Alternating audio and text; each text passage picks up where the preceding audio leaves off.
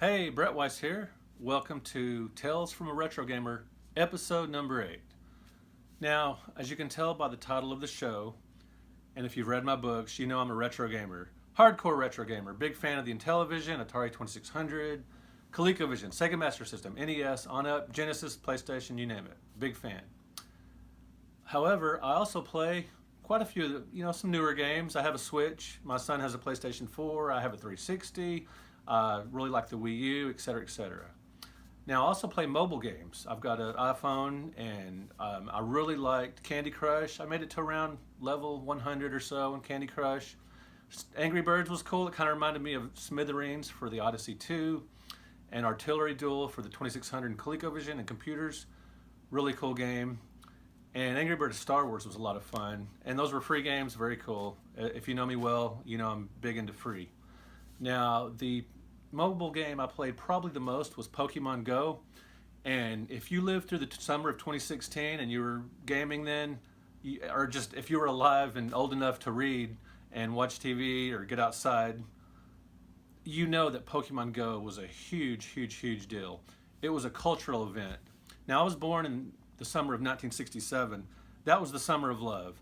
Huge, big hippie event when tons of people moved to San Francisco to participate in the countercultural revolution.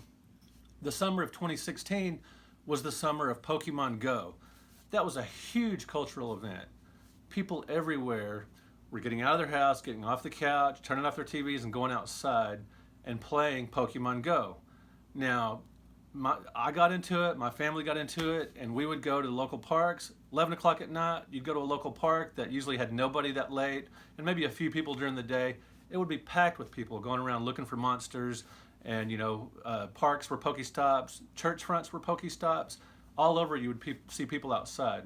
Now, one particular night, middle of July, I live in Fort Worth, Texas. We went to downtown Fort Worth to the town square and all that, just walking around. People were swarming everywhere. It was crazy. Entire families were out with their phones looking for monsters. It was super cool.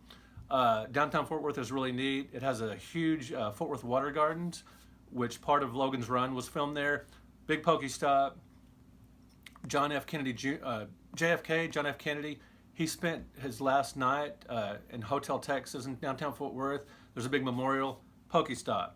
So what I really liked about Pokemon Go, the mania and the craze, was that it got people exploring their towns and areas they wouldn't normally go. They would go to cities, 20, 30 minutes away, drive over there just to find different monsters. And it really got people exploring their neighborhoods. It got people talking to each other. It was a very social event.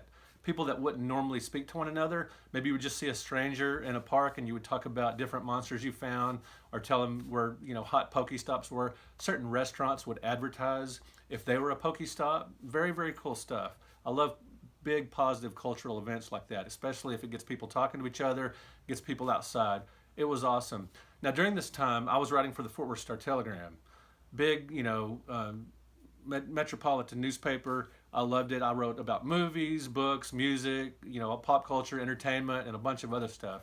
I also wrote about video games, and I did a Pokemon Go cover story for them in I think middle of July of 2016, and I interviewed several people, just about their experiences playing Pokemon Go, and one guy in particular I remember lives in Grapevine, Texas, which is between Dallas and Fort Worth.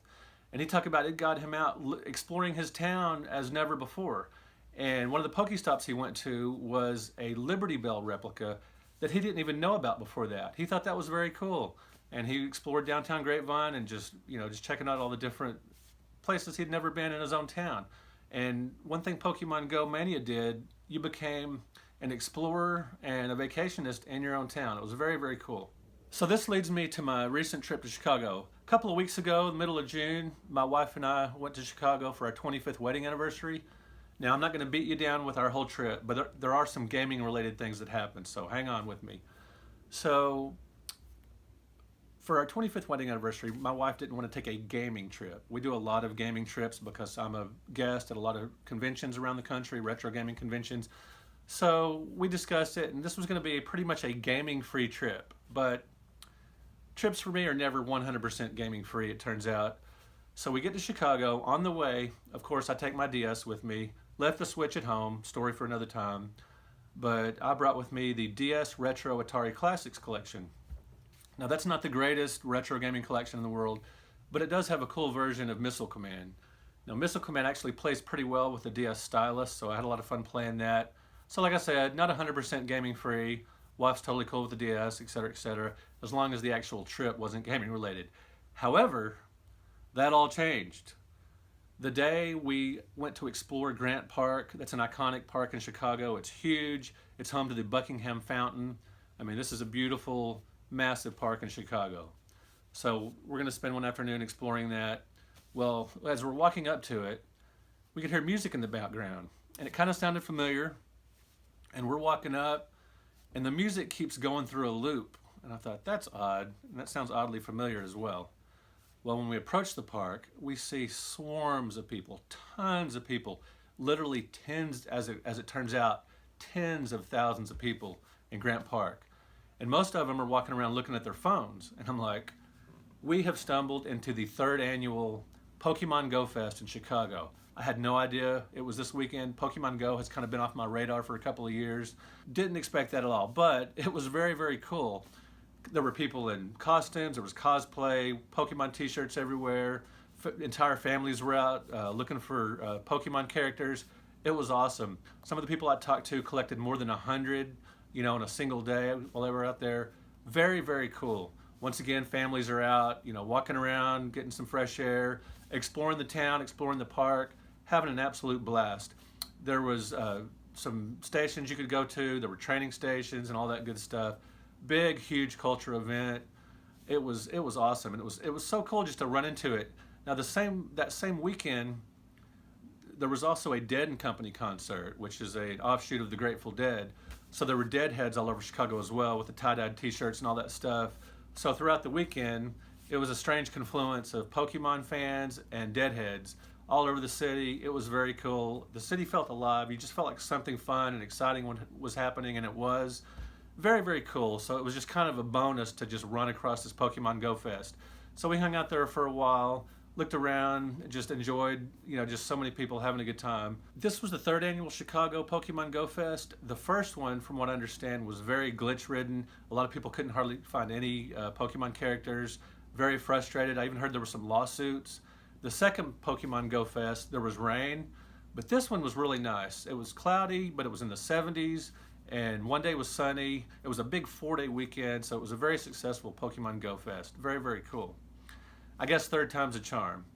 Now, the rest of the trip was relatively game-free, except for one incident. Of course, when you're in Chicago, you have to have the deep dish pizza. New York, you go for the thin crust. Chicago, deep dish. So, of course, late one night, we went out for some deep dish pizza to a really popular restaurant there. It was super crowded. Now, they said the wait's going to be about an hour and a half. I thought, that's a little long to wait for food, but it just so happened there was a Barnes & Noble across the street. So we thought, yeah, we'll go ahead and go. We'll go browse books, check out the magazines, and do all that stuff. We did that, but Barnes & Noble closed down before they even texted us to tell us our food was ready. This was about an hour in. And so I thought, well, I'm just going to go take a walk. So I walked down the road, and maybe about a quarter mile or so, and there was a Salvation Army, of all places, still open. Crazy Salvation Army stayed up until 11 o'clock at night. Never heard of that before. But, of course, I looked around. I looked at the CDs, the video games, books, magazines, all that good stuff. I love thrift stores, garage sales. Love all that stuff. Always game chasing. I ran across a copy of Mortal Kombat, the official movie magazine from the movie that came out, in the 90s. And not the greatest movie, but not bad. You could probably say it's one of the, maybe in the top half of the better video game movies. Cool magazine, poster intact, not bad. Not a bad little find for 95 cents. And, once again, a little gaming related thing thrown into our trip. Always cool. So, what are your memories of the summer of 2016? Were you playing Pokemon Go? Were your friends playing it? Were your family playing it? Did you enjoy it? Did you just play it for a little bit to see what all the craze was and then put it down? Or are you still playing it to this day? Some of my good friends like Holt and Earl, some of my other friends are still playing Pokemon Go. I'd kind of forgotten about it until I ran across the Pokemon Go Fest. What are your memories of Pokemon Go? If you could put it in the comments, that would be awesome. Also, last week, you'll remember I did an Intellivision episode, And I had some really interesting comments. Games are, my friend Michael, he commented that his favorite Intellivision game is Tron Deadly Discs. Excellent game. That's probably my top 10 or 12 Intellivision games. Very, very good game. Alpha82 said he played a lot of horse racing. He had hours of fun with that game with his dad. Very cool. Always love hearing about families playing games together. You typically think of gaming, or a lot of people do, as kind of a solo event, but just all the people I've talked to and the people I knew back in the day, family gaming is a very big deal. And in the 70s and 80s, people would gather around the living room television sets. Game systems weren't typically in bedrooms in the late 70s and early 80s. Typically it was more of a, until the NES came along, game systems typically resided in the family living room. Very cool. So families would play a lot together. And Tommy Tallarico, the current president of the current incarnation of Intellivision, he actually commented on my video as well. He said, "Yo, Brett, thanks for discussing the Intellivision Amigo. Looking forward to playing it with you in 2020. Very, very cool, Tommy. Thanks for the shout out. Thanks for the comment. Thanks for watching this video. Thanks for liking the video. Thanks for subscribing. I really appreciate it. Just recently hit 500 subscribers. That's awesome. I'm really excited about that, and I'm just looking forward to seeing the channel grow. Thank you so much for helping out. Peace out.